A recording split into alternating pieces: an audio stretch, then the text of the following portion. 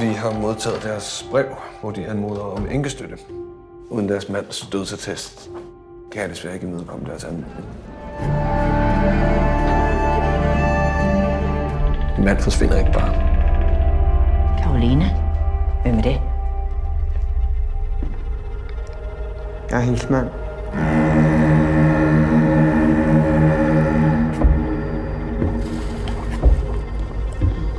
Hvor har du været? Så jeg har fået et nyt liv. Om forladelse. Verden er et frygteligt sted. Men vi bliver nødt til at tro på, at det ikke er sådan. Hvorfor skulle du hjælpe mig? Hvem skulle ellers gøre det?